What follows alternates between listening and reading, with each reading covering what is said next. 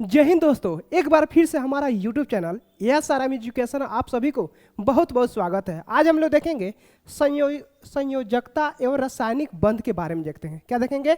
यानी valency and chemical bonding. यानी chemical bonding यानी जो रिएक्शन कराते हैं ये बंधन यानी रासायनिक बंधन के माध्यम से ही कराते हैं। चलिए ये चैप्टर को पूरे डीपली से बढ़िया तरह से देखेंगे।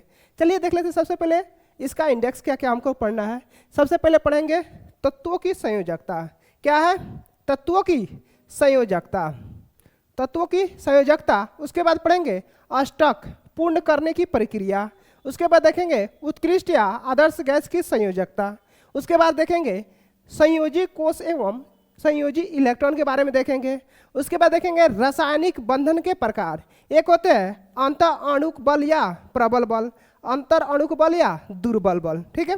उसके बाद देखेंगे विद्युत संयोजी अथवा आयनिक बंध के बारे में, आयनिक अथवा विद्युत संयोजी यौगिक के बारे में देखेंगे, संयोजक बंध के बारे में देखेंगे, सहसंयोजक बंध के प्रकार कौन कौन है, एकल सहसंयोजक बंध, द्विसहसंयोजक बंध, त्रिसहसंयोजक बंध, सबके बारे में डिटेल से देखेंगे। उसके बाद देखेंगे ध्रुवीयता के आधार पर सहसंयोजी बंध के प्रकार देखेंगे।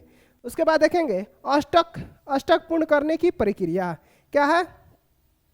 अष्टक पूर्ण करने की प्रक्रिया। ठीक है। उसके बाद देखेंगे उत्कृष्ट या आदर्श गैस की संयोजकता के बारे में देखेंगे। उसके बाद देखेंगे संयोजी कोष एवं संयोजी इलेक्ट्रॉन के बारे में देखेंगे, रासायनिक बंधन और उसके प्रकार के बारे में देखेंगे। उसके बाद अध्रुवीय सहसंयोजक बंध, ध्रुवीय सहसंयोजक बंध, उप सहसंयोजक बंध और दुर्बल बंध के बारे में सब हम लोग 1 बाय 1 पढ़ते चलेंगे। ठीक है। सब चलिए स्टार्ट करते हैं। कहाँ से? तत्व की संयोजकता, वैलेंसी ऑफ एन एलिमेंट के बारे में देखेंगे। ठीक है। तत्व की संयोजकता। अगर इसमें आपको स्पीड कम बेस लगे तो आप कर लीजिएगा ताकि आपको भी दिक्कत ना हो। ठीक है। चलिए देखते हैं, स्टार्ट करते हैं। तत्व की संयोजकता कह रहा है किसी तत्व की अन्य तत्वों के साथ संयोजन करने की क्षमता क्या कहलाता है? उस तत्व की संयोजकता कहलाता है। कह रहा है यानी किसी तत्व की अन्य तत्वों के साथ संयोजन करने की क्षमता उस तत्व की क्या कहलाता है? संयोजकता यानी वैलेंसी कहलाता है। अब है बोर योजना के अनुसार किसी परमाणु के अंतिम कोष में अधिकतम 8 इलेक्ट्रॉन हो सकते हैं। यानी कह रहा है बोरबरी मॉडल जो है उनके सिद्धांत के अनुसार अंतिम जो कोष होते हैं उसमें 8 इलेक्ट्रॉन ही हो सकते हैं, उससे ज़्यादा नहीं हो सकता, चाहे कितना हो इलेक्ट्रॉन हो। ठीक है। यानी बोरबरी योजना के अनुसार किसी भी परमाणु के अंतिम कोष में अधिकतम कितने इलेक्ट्रॉन हो सकते हैं?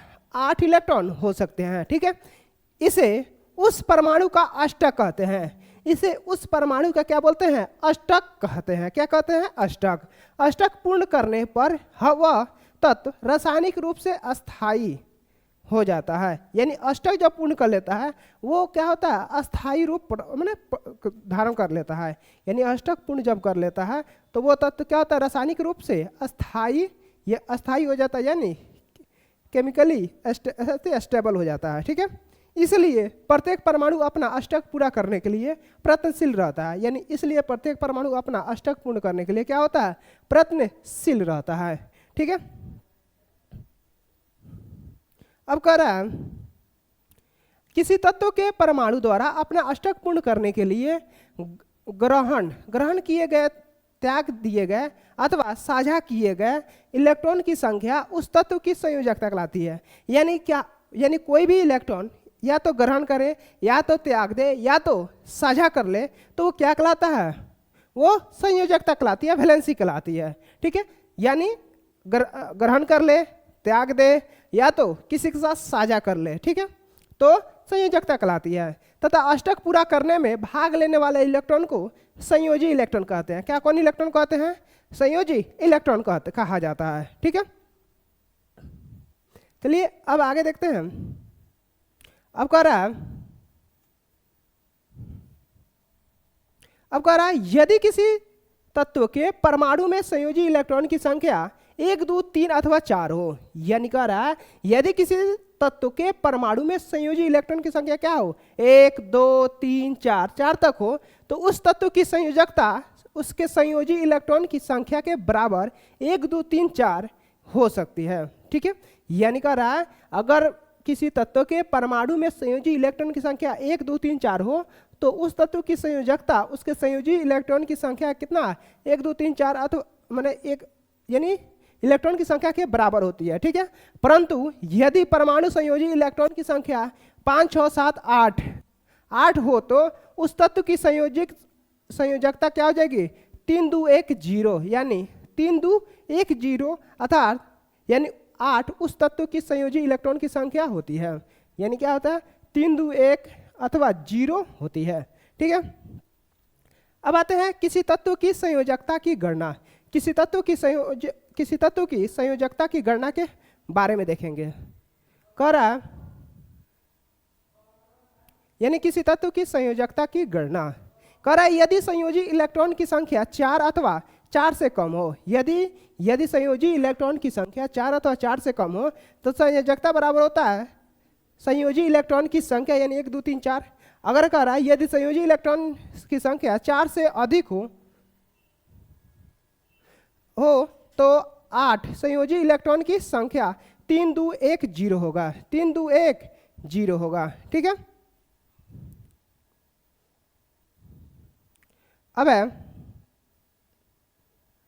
अब अष्टक पूर्ण करने की प्रक्रिया।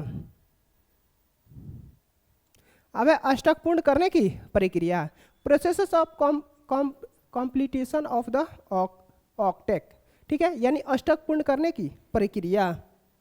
ठीक है, अब कोई परमाणु 3 प्रकार से अपने बाह्यतम कोश में अष्टक पूर्ण कर सकती है, यानी कोई परमाणु 3 प्रकार से अपने बाह्यतम कोश में क्या कर सकती है यानी अष्टक पूर्ण कर सकती है। कैसे कैसे, यदि किसी अन्य परमाणु को अपने इलेक्ट्रॉन का त्याग करके, यानी किसी अन्य परमाणु को क्या कर सकता है अपने इलेक्ट्रॉन को क्या कर दे त्याग कर दे, और दूसरा कह रहा है किसी अन्य परमाणु से इलेक्ट्रॉन प्राप्त कर ले, या तो किसी से प्राप्त कर ले या तो किसी को त्याग कर दे या तो साझा कर ले।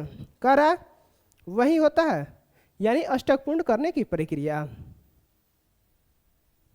अब है कैल्शियम इलेक्ट्रॉन विन्यास 2 8 8 2 होता है। ठीक है, और ऑक्सीजन का इलेक्ट्रॉन के विन्यास का होता है 2 6 होता है। ठीक है, अब है कैल्शियम ऑक्सीजन को 2 संयोजी इलेक्ट्रॉन प्रदान करके अपना अष्टक पूर्ण करता है, यानी कैल्शियम जो है ऑक्सीजन को 2 संयोजी इलेक्ट्रॉन प्रदान करके अपना अष्टक पूर्ण करता है, तथा ऑक्सीजन कैल्शियम से 2 इलेक्ट्रॉन ग्रहण करके अपना अष्टक पूर्ण करता है, और ऑक्सीजन क्या करता है कैल्शियम से 2 इलेक्ट्रॉन ग्रहण करके अपना अष्टक को पूर्ण करता है। ठीक है, और तीसरा कह रहा है किसी अन्य परमाणु के साथ इलेक्ट्रॉन की साझेदारी करके क्या कर सकता है अपना अष्टक पूरा कर सकता है। ठीक है, चलिए देख लेते हैं। कह रहा है यानी कार्बन यानी इलेक्ट्रॉनिक विन्यास 2 और 4 होता है, यानी 6 होता है इसका मास। अब ऑक्सीजन क्या कितना होता है इलेक्ट्रॉनिक विन्यास 2 और 6 होता है। ठीक है, कार्बन का 6 और ऑक्सीजन का 8 होता है। ठीक है, तो CO2 यानी कार्बन डाइऑक्साइड ये बन जाता है यानी साझा करने के बाद। ठीक है, अब आते हैं ऑक्सीजन के 2 परमाणु तथा कार्बन का 1 परमाणु परस्पर 2 इलेक्ट्रॉनों की साझेदारी करके अपना अष्टक पूर्ण करते हैं, यानी कह रहा है ऑक्सीजन के 2 परमाणु किसके ऑक्सीजन के 2 परमाणु तथा कार्बन के 1 परमाणु परस्पर 2 इलेक्ट्रॉनों की साझेदारी करके अपना अष्टक पूर्ण करते हैं। क्या करते हैं अपना अष्टक पूर्ण करते हैं। अब है उत्कृष्ट या आदर्श गैसों की संयोजकता। क्या है यानी उत्कृष्ट या आदर्श गैसों की संयोजकता। Valency of noble gases. प्राकृतिक में 6 उत्कृष्ट गैसें पाई जाती है। प्रकृति में कितनी गैसें पाई जाती है उत्कृष्ट 6 उत्कृष्ट गैसें पाई जाती है, जिन्हें आवर्त सारणी के समूह 18 में रखा गया। कहाँ रखा गया जिन्हें आवर्त सारणी के समूह 18 में रखा गया। इस गैसों का नाम एवं उनका इलेक्ट्रॉनिक विन्यास निम्न है। इन गैसों के नाम एवं उनका इलेक्ट्रॉनिक विन्यास क्या है निम्न है। चलिए देख लेते हैं कौन कौन है। ठीक है,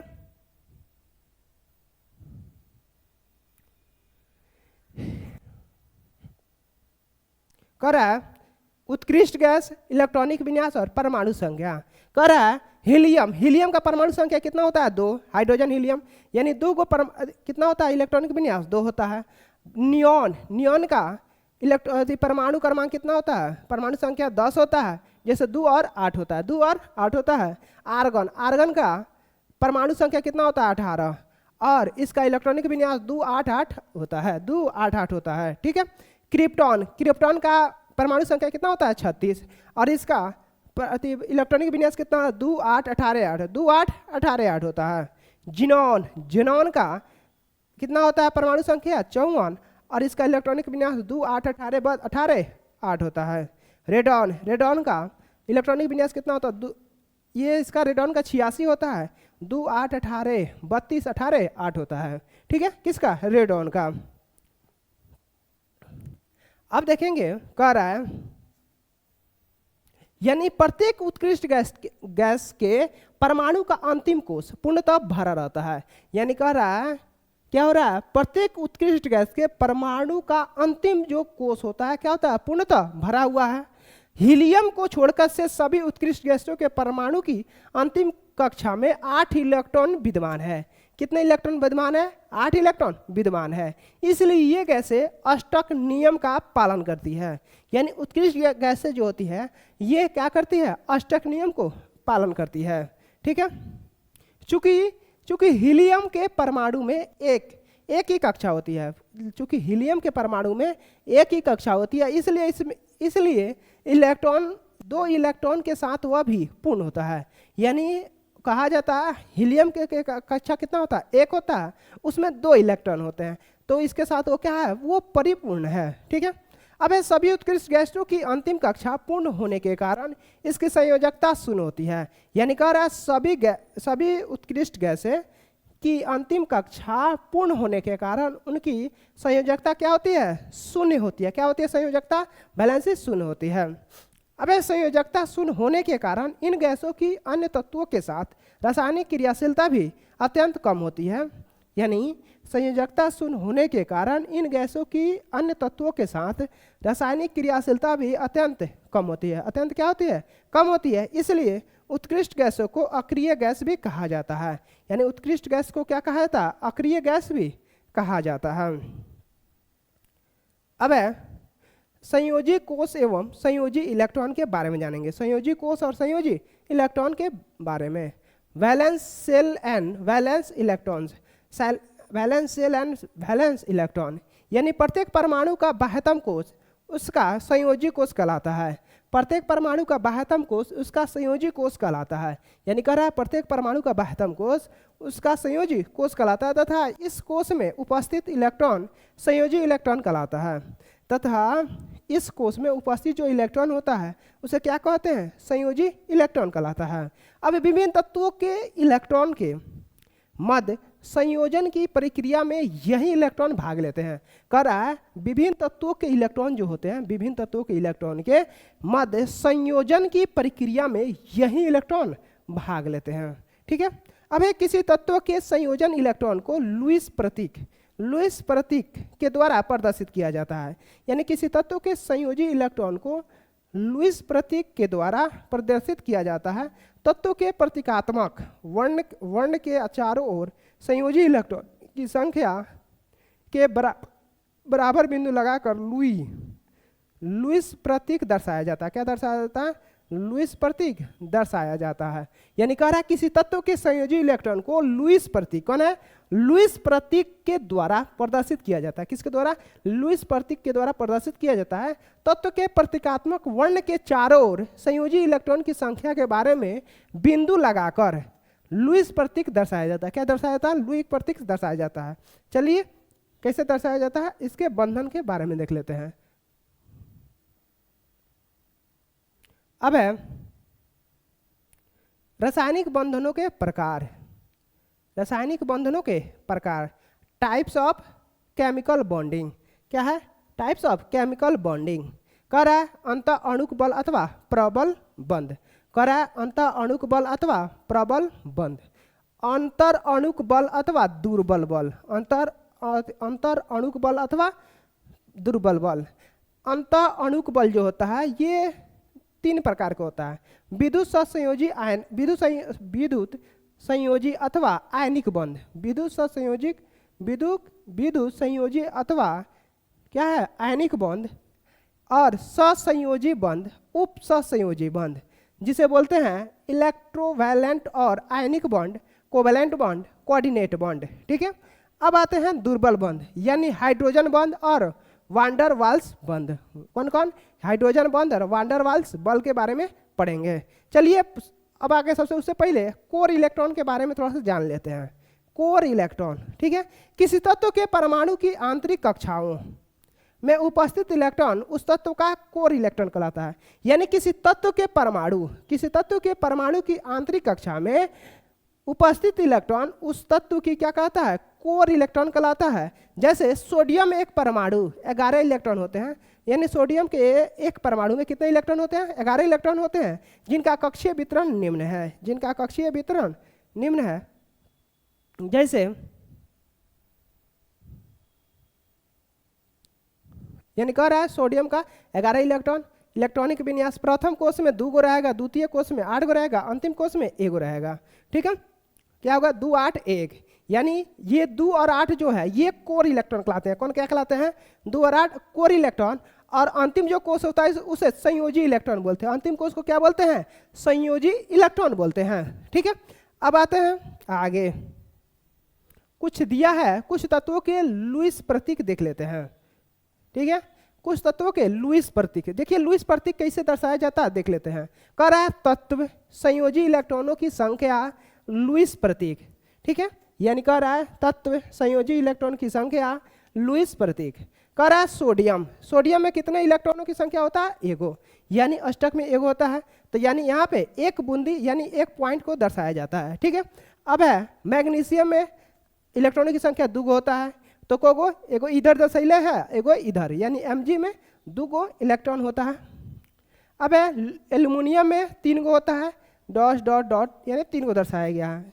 सिलिकॉन में 4 होता है, इसी तरह चारों दिशा में दर्शा दिया गया है। ठीक है, ऐसा ही फास्फोरस में 5 होता है तो 5 डॉट दे दिया गया। सल्फर में 6 होता है तो 6 लुईस प्रतीक दिया गया है। क्लोरीन में 7 होता है तो 7 दे दिया गया है। आर्गन में 8 होता है तो 8 दर्शा दिया गया है। ठीक है, अब रासायनिक बंध के केमिकल बॉन्डिंग के बारे में देखेंगे।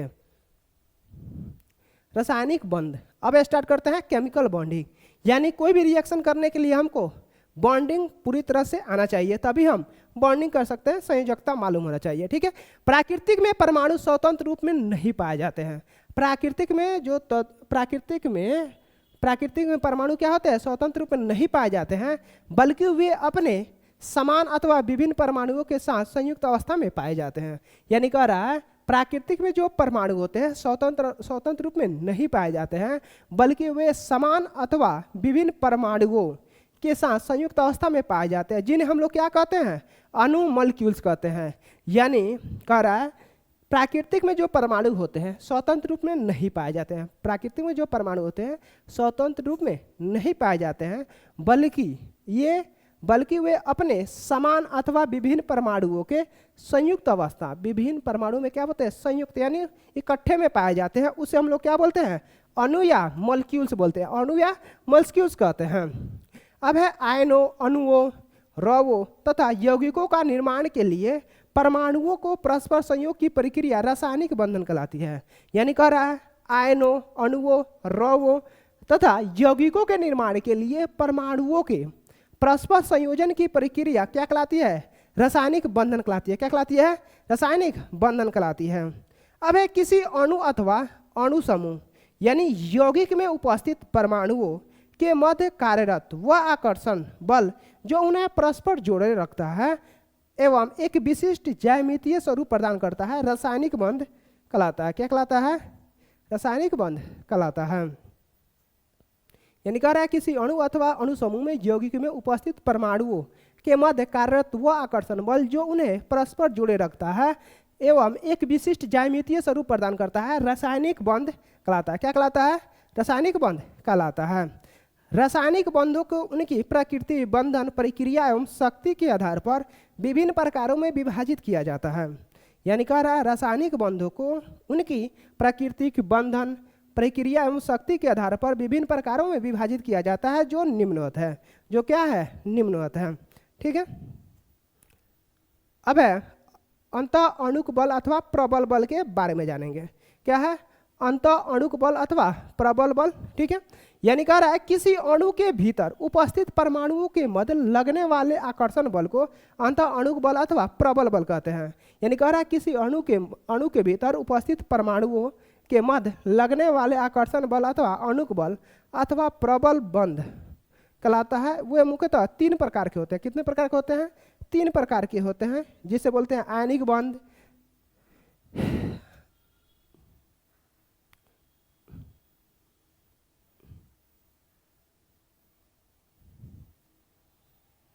विद्युत संयोजी अथवा आयनिक बंध। ठीक है, पहला है कौन है? आयनिक बंध। एक और संयोजी, एक और अपसंयोजी। ठीक है, पहला हो गया, देखते हैं आयनिक बंध, यानी विद्युत संयोजी अथवा आयनिक बंध के बारे में देखेंगे। कह रहा है इलेक्ट्रोवैलेंट और आयनिक बॉन्ड। आयनिक बॉन्ड के नाम से ही ज़्यादा फेमस है। ठीक है, अब 2 परमाणुओं के मध्य संयोजी इलेक्ट्रॉन के स्थानांतरण, 2 परमाणुओं के मध्य संयोजी इलेक्ट्रॉन के स्थानांतरण के परिणाम स्वरूप निर्मित रासायनिक बंध विद्युत संयोजी अथवा आयनिक बंध कहलाता है। यानी कह रहा है 2 परमाणुओं के मध्य संयोजी इलेक्ट्रॉन के स्थानांतरण, संयोजी इलेक्ट्रॉन के स्थानांतरण के परिणाम स्वरूप निर्मित रासायनिक बंध विद्युत संयोजी अथवा आयनिक बंध कहलाता है। क्या कहलाता है? विद्युत संयोजी अथवा आयनिक बंध कहलाता है। अब है इलेक्ट्रॉन स्थानांतरण के कारण दोनों परमाणु परस्पर विपरीत आवेशित आयनों में परिवर्तित हो जाते हैं। यानी कह रहा है इलेक्ट्रॉन स्थानांतरण के कारण दोनों परमाणु परस्पर विपरीत आवेशित आयनों में परिवर्तित हो जाते हैं। क्या हो जाते हैं? परिवर्तित हो जाते हैं। अब इलेक्ट्रॉन का त्याग करने वाला परमाणु धनायन तथा इलेक्ट्रॉन ग्रहण करने वाला परमाणु ऋणायन कहलाता है। यानी इलेक्ट्रॉन का त्याग करने वाला परमाणु धनायन, इलेक्ट्रॉन का त्याग करने वाला परमाणु क्या? धनायन, तथा इलेक्ट्रॉन का ग्रहण करने वाला परमाणु ऋणायन कहलाता है। क्या कहलाता है? ऋणायन कहलाता है। इन विपरीत आयनों के मध्य एक प्रबल आकर्षण बल कार्य करता है। इन विपरीत आयनों के मध्य एक प्रबल आकर्षण बल काम करता है, जिसे विद्युत संयोजी अथवा आयनिक बंध कहा जाता है। जिसे विद्युत संयोजी अथवा आयनिक बंध कहा जाता है। क्या कहता है? विद्युत संयोजी अथवा आयनिक बंध कहा जाता है। आयनिक बंध के गुण यानी properties of ionic bond, properties of ionic bond के बारे में जानेंगे। कह रहा है यानी आयनिक बंध अन्य सभी बंधों की तुलना में अधिक शक्तिशाली होता है। आयनिक बंध जो होता है अन्य सभी बंधों की तुलना में क्या होता है? अधिक शक्तिशाली होता है। इनमें आवेशित परमाणु अथवा आयनों की उपस्थिति के कारण उचित माध्यम में सर्वाधिक क्रियाशील होते हैं। यानी कह रहा है इन आवेशित परमाणु अर्थात आयनों की उपस्थिति के कारण उचित माध्यम में सर्वाधिक क्या होते हैं? क्रियाशील होते हैं, यानी क्रिया करते रहते हैं। आयनिक बॉन्ड से जुड़े अणुओं को गलनांक एवं कथनांक क्या होते हैं? उच्च होते हैं। यानी आयनिक बॉन्ड से जो भी अणु जुड़े रहते हैं उसके गलनांक एवं कथनांक क्या होते हैं? उच्च होते हैं। क्या होते हैं? उच्च होते हैं। आयनों की उपस्थिति के कारण आयनिक बॉन्ड से जुड़े अणु जलीय विलयन में अथवा पिघली हुई अवस्था में विद्युत के सुचालक होते हैं। यानी आयनों की उपस्थिति के कारण आयनिक बंध से जुड़े अणु जलीय विलयन में अथवा पिघली हुई अवस्था में विद्युत के सुचालक होते हैं। अब है आयनिक अथवा विद्युत संयोजी यौगिक। आयनिक अथवा विद्युत संयोजी यौगिक, आयनिक अथवा इलेक्ट्रोवैलेंट कंपाउंड, यानी विद्युत संयोजी अथवा आयनिक बंध द्वारा जुड़े हुए आयनों से निम्न यौगिक आयनिक अथवा विद्युत संयोजी यौगिक कहलाता है। यानी कह रहा है विद्युत संयोजी अथवा आयनिक बंध, यानी आयनिक बंध द्वारा जुड़े हुए आयनों से क्या होता है? निर्मित यौगिक। कौन है? निर्मित यौगिक आयनिक अथवा विद्युत संयोजी यौगिक कहलाता है। ठीक है, अब आता है विद्युत संयोजी यौगिकों के गुण। विद्युत संयोजी यौगिकों के गुण के बारे में देख लेते हैं। यानी कह रहा कैरेक्टरिस्टिक्स ऑफ इलेक्ट्रोवैलेंट कंपाउंड, यानी विद्युत संयोजी यौगिक रवेदार संरचना वाले होते हैं। विद्युत संयोजी यौगिक जो होते हैं रवेदार संरचना वाले होते हैं। विद्युत संयोजी यौगिक जो होते हैं क्या होते हैं? रवेदार संरचना वाले होते हैं, जिनमें धनायन एवं ऋणायन एक नियमित क्रम में व्यवस्थित होते हैं। जिनमें धनायन तथा ऋणायन क्या होते हैं? नियमित क्रम में व्यवस्थित होते हैं। ये यौगिक सामान्यतः कठोर होते हैं। ये यौगिक सामान्यतः क्या होते हैं? कठोर होते हैं। आयनिक आवेश में वृद्धि के साथ साथ आयनों के मध्य दूरी होने के साथ इनकी कठोरता में वृद्धि होती है। यानी कह रहा है ये यौगिक सामान्यतः कठोर, होते हैं। ये आयनिक ये यौगिक सामान्यतः कठोर होते हैं। आयनिक आवेश में वृद्धि के साथ साथ आयनों के मध्य दूरी होने के साथ साथ इनकी कठोरता में वृद्धि होती है। इनकी कठोरता में क्या होती है? वृद्धि होती है। अब है प्रमुख विद्युत संयोजी यौगिकों के बारे में जानते हैं। प्रमुख विद्युत संयोजी यौगिक। विद्युत संयोजी यौगिक सूत्र और संघटक आयन यानी सोडियम क्लोराइड, सोडियम और क्लोराइड को मिलाया गया NaCl जिसे बोलते हैं, जैसे Na+ और Cl- होता है, ठीक है। उसी तरह potassium chloride KCl, potassium chloride को KCl यानी K+ और Cl-। अमोनियम क्लोराइड NH4Cl यानी NH4+ Cl- होता है, ठीक है। मैग्नीशियम क्लोराइड यानी MgCl2 यानी Mg+2 और Cl- होता है, ठीक है। अब है कैल्शियम क्लोराइड CaCl2 यानी Ca+ और Cl-। एल्युमिनियम ऑक्साइड Al2O3 होता है, Al3+ O- होता है, ठीक है। अब आते हैं सोडियम हाइड्रोक्साइड। क्या है? सोडियम हाइड्रोक्साइड यानी NaOH यानी Na+ और OH- होता है, ठीक है। अब है कॉपर सल्फेट जो होता है CuSO4 और Cu+2 और SO4- होता है। कैल्शियम नाइट्रेट यानी CaNO3(2) Ca+ और NO3 होता है। ये यौगिक ध्रुवीय विलायकों जैसे जल, द्रव, अमोनिया आदि में विलय होते हैं। यानी ये यौगिक ध्रुवीय विलायकों जैसे जल, द्रव, अमोनिया आदि में क्या होते हैं? विलय होते हैं। तथा अध्रुवीय विलायकों जैसे बेंजीन, ईथर, अल्कोहल आदि में अविलय होते हैं। यानी ये यौगिक ध्रुवीय विलायकों जैसे जल, द्रव, अमोनिया आदि में विलय होते हैं तथा अध्रुवीय विलायकों जैसे बेंजीन, ईथर, अल्कोहल आदि में क्या होते हैं? अविलय होते हैं, ठीक है। अब है प्रबल आयनिक बंधों को तोड़ने के लिए अधिक ऊर्जा की आवश्यकता होती है। यानी कह रहा है प्रबल आयनिक बंधों को तोड़ने के लिए अधिक ऊर्जा की आवश्यकता होती है। इसलिए विद्युत संयोजी यौगिकों के गलनांक एवं कथनांक उच्च होते हैं। इसके गलनांक एवं कथनांक क्या होते हैं? उच्च होते हैं, ठीक है। अब दूसरा देखते हैं सहसंयोजक बंध, कोवैलेंट बॉन्ड के बारे में जानेंगे। किसके बारे में? कोवैलेंट बॉन्ड के बारे में जानेंगे। यानी कह रहा है एक समान अथवा विभिन्न तत्वों के परमाणुओं के मध्य संयोजी इलेक्ट्रॉन की संख्या साझेदारी के कारण निर्मित बंध सहसंयोजक बंध कहलाते हैं। यानी एक समान अथवा विभिन्न तत्वों के परमाणुओं के मध्य संयोजी इलेक्ट्रॉन की साझेदारी के कारण निर्मित बंध सहसंयोजक बंध कहलाता है। क्या कहलाता है? सहसंयोजक बंध कहलाता है। सहसंयोजक बंध से जुड़े सभी परमाणु इलेक्ट्रॉन की साझेदारी में अपना अष्टक पूर्ण करते हैं। यानी सहसंयोजक बंध से जुड़े सभी परमाणु इलेक्ट्रॉनों की साझेदारी से अपना क्या करते हैं? अष्टक पूर्ण करते हैं। अब है बंध सामान्यतः उन परमाणुओं के मध्य निर्मित होते हैं जिनकी विद्युत ऋणात्मकता लगभग समान होती है। जिनकी विद्युत ऋणात्मकता क्या होती है? लगभग समान होती है। सहसंयोजक बंध निम्नलिखित 3 प्रकार के होते हैं। सहसंयोजक कितने प्रकार के होते हैं? 3 प्रकार के होते हैं। एकल सहसंयोजक बंध, एकल सहसंयोजक बंध, ठीक है। एक पहला है एकल सहसंयोजक बंध। यानी कह रहा है जब दो परमाणुओं के मध्य दोनों परमाणुओं के एक एक संयोजी इलेक्ट्रॉन अर्थात कुल एक इलेक्ट्रॉन युग्म की साझेदारी होती है तो उन परमाणुओं को के मध्य एकल सहसंयोजक बंध का निर्माण होता है।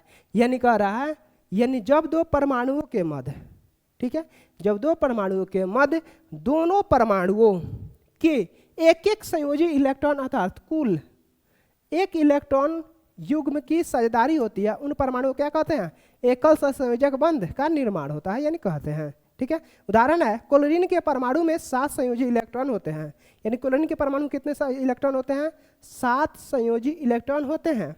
अर्थात इसका अष्टक पूर्ण होने के लिए 1 इलेक्ट्रॉन की आवश्यकता होती है। अर्थात इसका अष्टक पूर्ण होने के लिए कितने? 1 इलेक्ट्रॉन की आवश्यकता होती है। क्लोरीन के 2 परमाणु परस्पर 1 इलेक्ट्रॉन की साझेदारी करके अपना अष्टक पूर्ण करते हैं। अपना अष्टक क्या करते हैं? पूर्ण करते हैं। अब कह रहा है इस प्रकार क्लोरीन के परमाणुओं के मध्य एकल सहसंयोजक बंध का निर्माण होता है। इस प्रकार क्लोरीन के परमाणुओं के मध्य एकल सहसंयोजक बंध का क्या होता है? निर्माण होता है। दूसरा है द्विक सहसंयोजक बंध। क्या है? दूसरा द्विक सहसंयोजक बंध, जब दो परमाणुओं के मध्य दोनों परमाणुओं के दो दो संयोजी इलेक्ट्रॉन अर्थात कुल 2 इलेक्ट्रॉन युग्म की साझेदारी होती है, उन परमाणुओं के मध्य क्या होता है, द्विक सहसंयोजक बंध का निर्माण होता है। ठीक है, यानी कह रहा है जैसे ऑक्सीजन का अणु O2, O से क्या हो गया, O2 हो गया। अब कह रहा है ऑक्सीजन के प्रत्येक परमाणु में 6 संयोजी इलेक्ट्रॉन विद्यमान होते हैं, यानी ऑक्सीजन के प्रत्येक परमाणु में 6 संयोजी इलेक्ट्रॉन क्या होते हैं, विद्यमान होते हैं।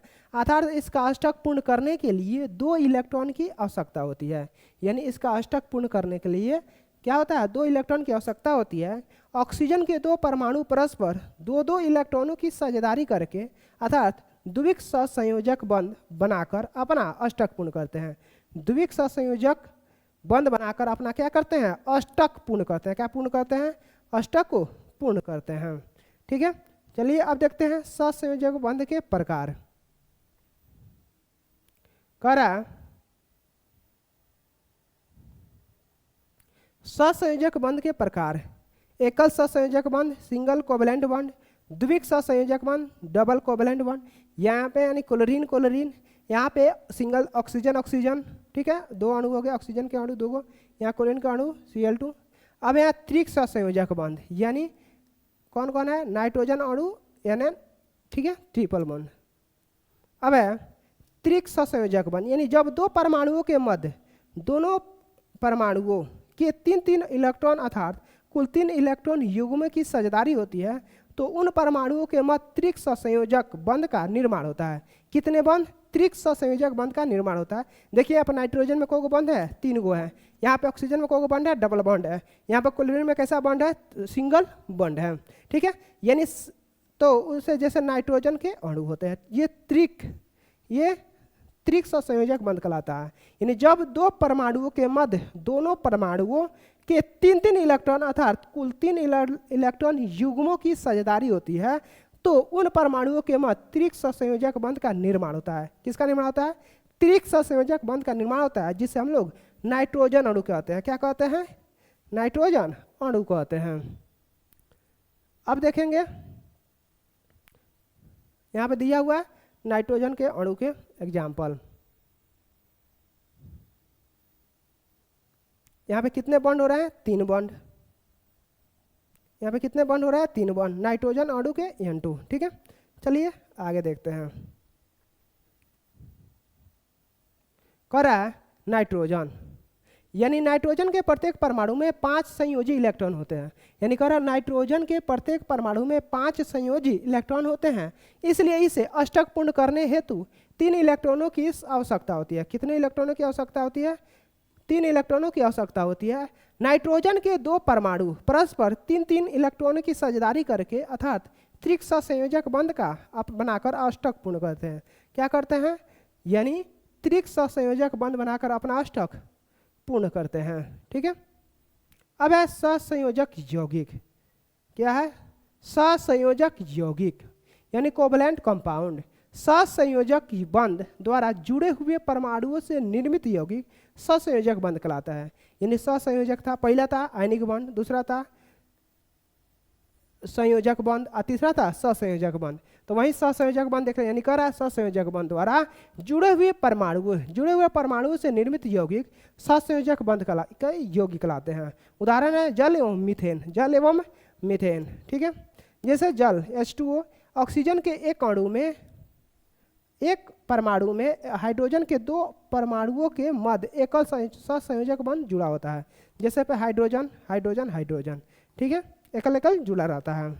अब है मीथेन CH4, यानी कार्बन के 1 परमाणु एवं हाइड्रोजन के 4 परमाणुओं के मध्य एकल सहसंयोजक बंध द्वारा जुड़े होते हैं। यानी कार्बन के हाइड्रोजन के द्वारा जुड़े होते हैं। ठीक है, अब आते हैं प्रमुख सहसंयोजक यौगिकों के बारे में देखते हैं।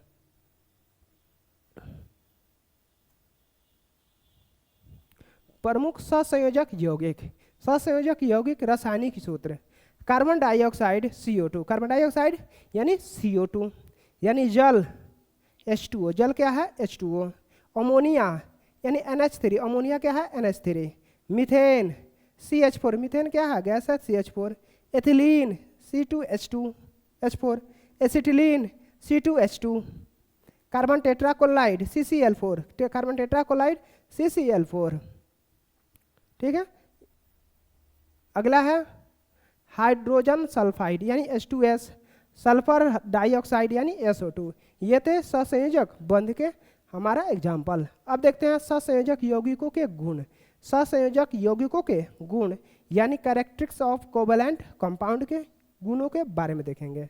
यानी कह रहा है, यानी सहसंयोजक यौगिकों में दुर्बल अंतर अणुक बल कार्य करता है। यानी सहसंयोजक यौगिक में दुर्बल अंतर अणुक बल क्या करता है, कार्य करता है।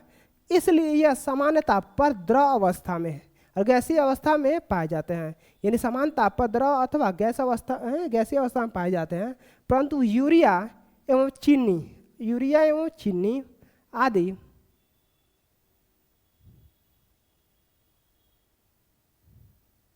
के कुछ यौगिक इसके अपवाद हैं। ठीक है, और जैसे यूरिया और चीनी जो है जो बनता है इसके अपवाद हैं।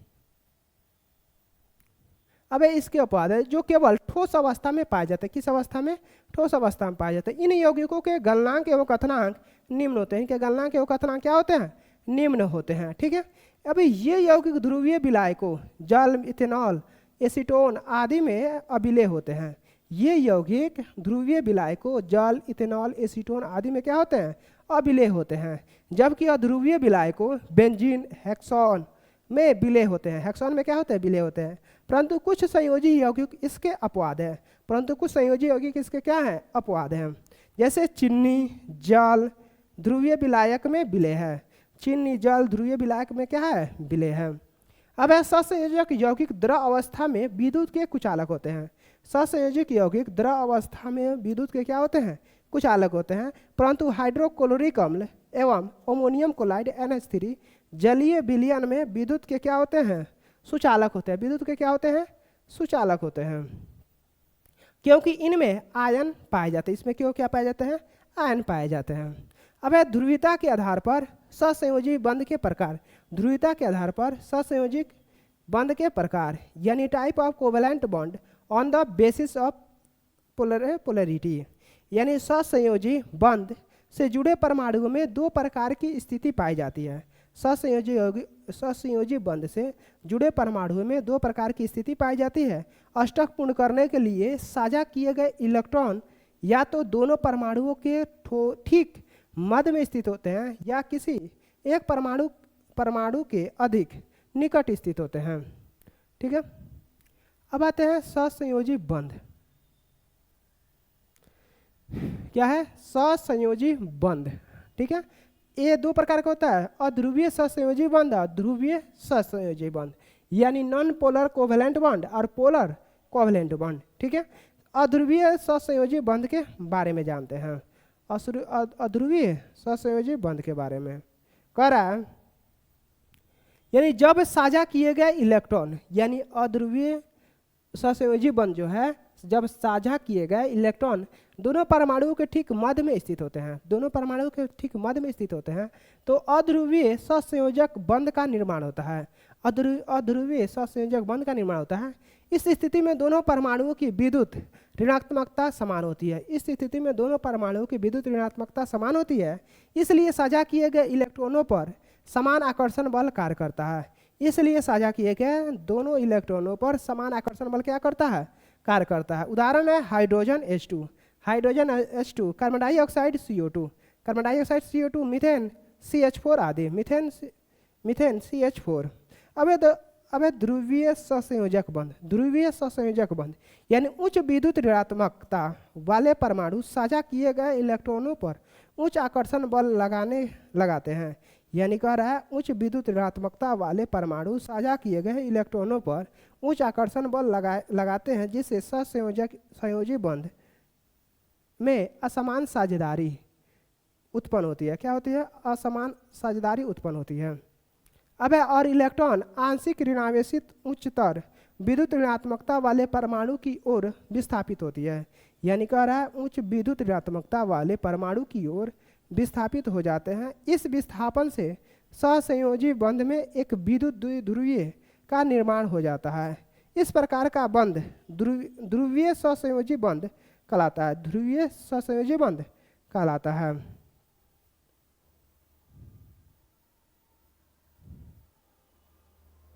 अब उदाहरण है, उदाहरण कर रहा है हाइड्रोजन फ्लोराइड। अब इलेक्ट्रॉन फ्लोरीन परमाणु की ओर विस्थापित हो जाते हैं। हाइड्रोजन फ्लोराइड इलेक्ट्रॉन फ्लोरीन परमाणु की ओर क्या हो जाते हैं? विस्थापित हो जाते हैं। अब है अमोनिया। अमोनिया इलेक्ट्रॉन नाइट्रोजन की ओर विस्थापित हो जाए। अमोनिया जो होता है इलेक्ट्रॉन नाइट्रोजन की ओर क्या होते हैं? विस्थापित हो जाते हैं।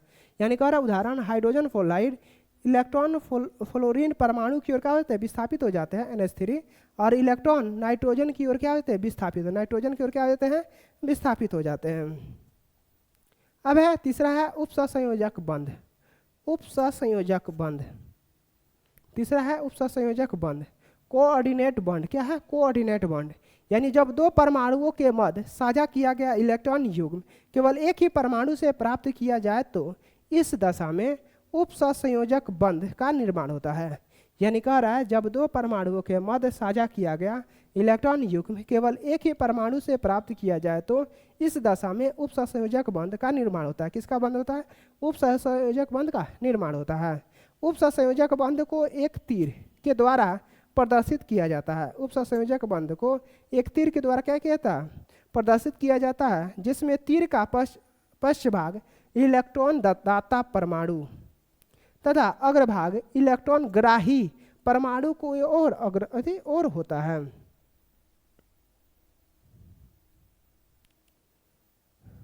यानी कह रहा है यानी उपसंयोजक बंध को एक तीर के द्वारा प्रदर्शित किया जाता है, जिसमें तीर का पश्च भाग इलेक्ट्रॉन दाता, उसका पिछला भाग क्या होता है? इलेक्ट्रॉन दाता परमाणु तथा अग्रभाग इलेक्ट्रॉन ग्राही परमाणु की ओर होता है।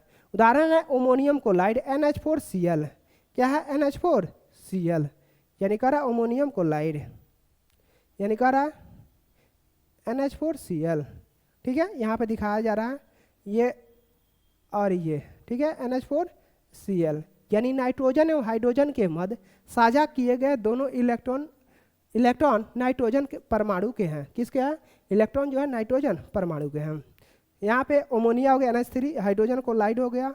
ठीक है, यहाँ पे देखिए ये ग्रीन हुआ है जो ये यहाँ पे साझा कर रहा है यहाँ पे और ये यहाँ से। ठीक है,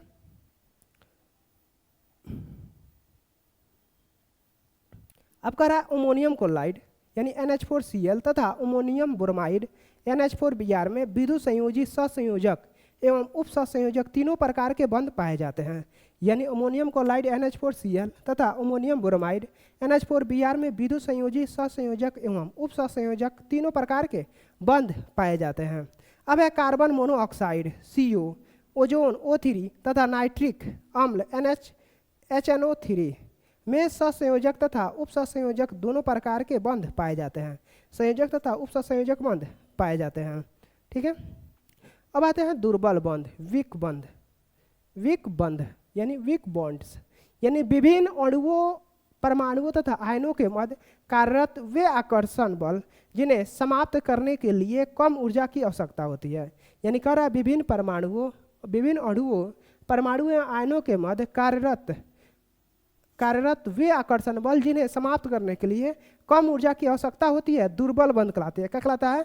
दुर्बल बंध कहलाता है। ये बंध जैविक अणुओं को निर्धारित आकार एवं अस्थायित्व प्रदान करता है। ये बंध जैविक अणुओं को निर्धारित आकार एवं अस्थायित्व को क्या करता है? प्रदान करता है।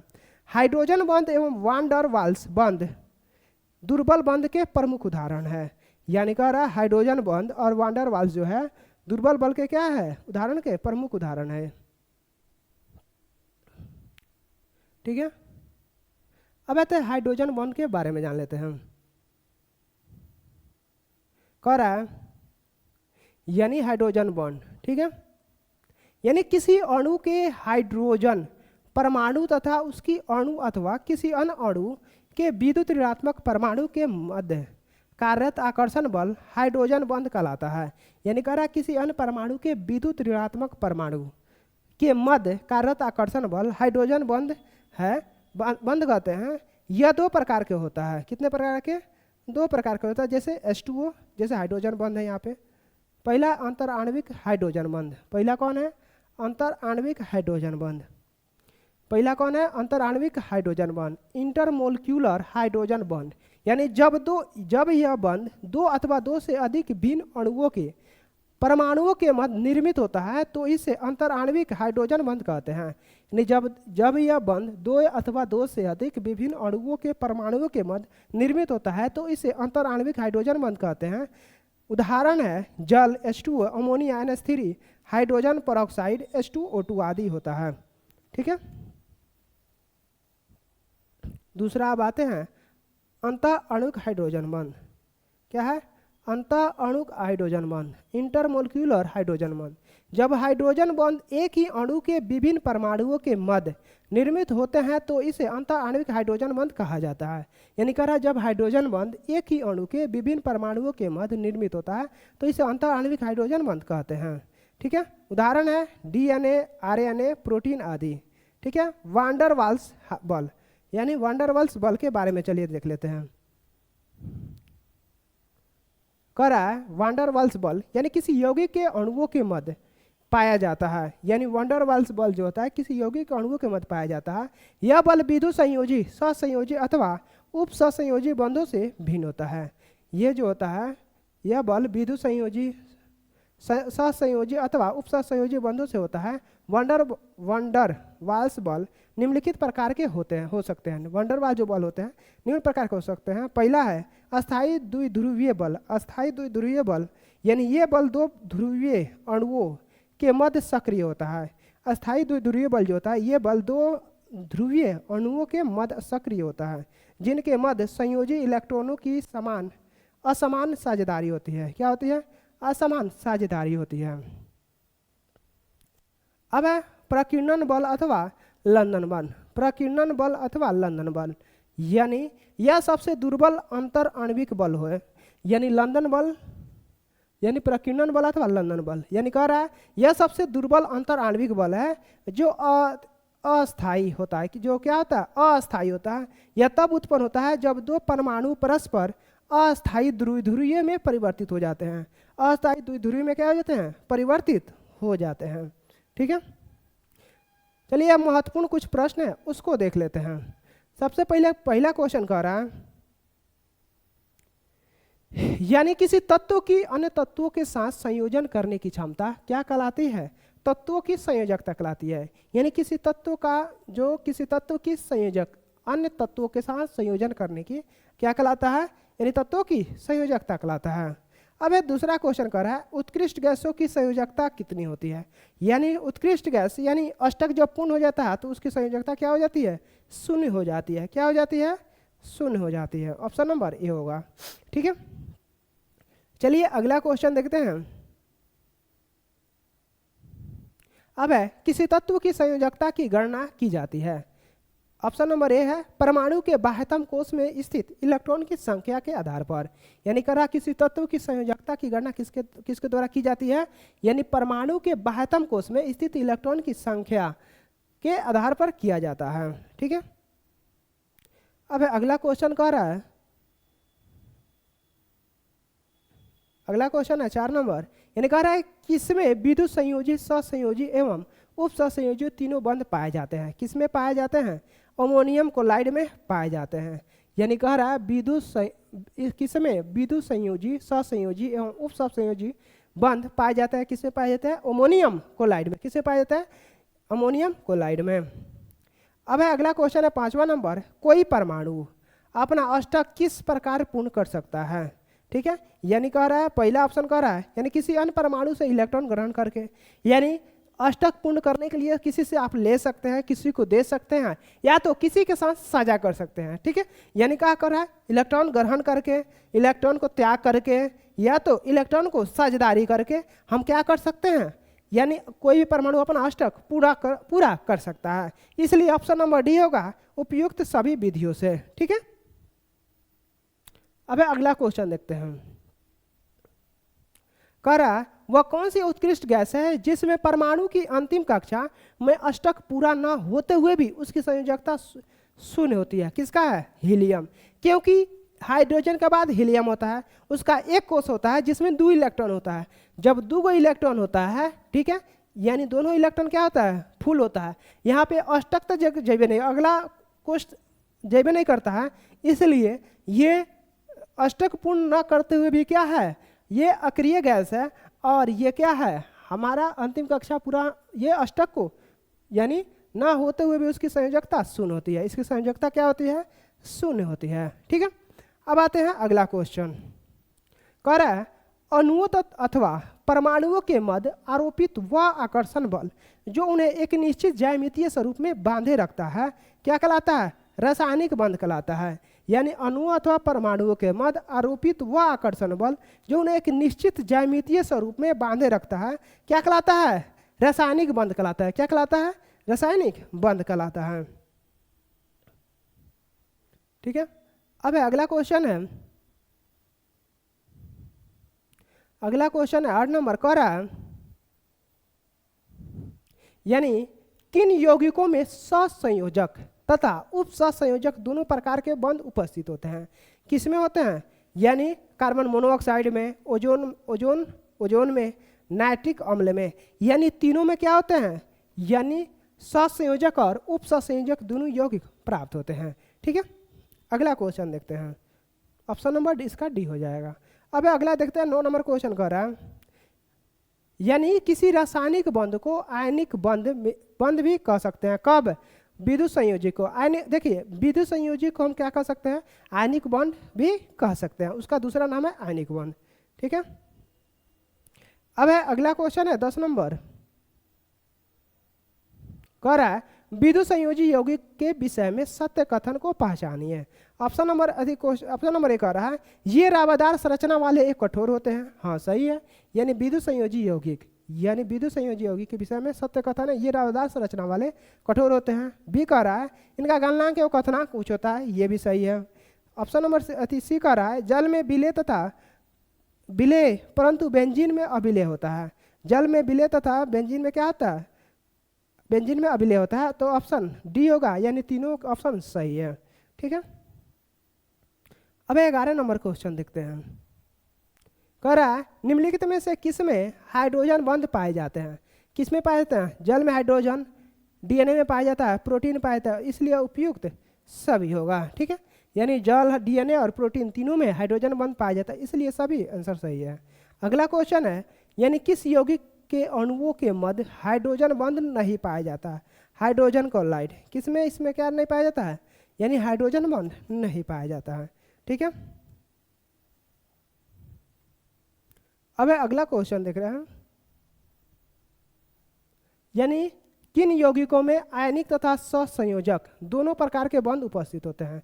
किसमें होते हैं? Potassium hydroxide, sodium cyanide, calcium carbonate, उपयुक्त सभी। ऑप्शन नंबर डी हो जाएगा। ठीक है, अब अगला क्वेश्चन कह रहा है किस परमाणु को कोर इलेक्ट्रॉन कहा जाता है? किससे कहते हैं? आंतरिक कक्षाओं में उपस्थित इलेक्ट्रॉन को कोर इलेक्ट्रॉन कहते हैं, यानी आंतरिक यानी बीच वाले। ठीक है, यानी अंतिम को अष्टक जो पूर्ण करता है उससे पहले वाले को हम लोग क्या बोलते हैं?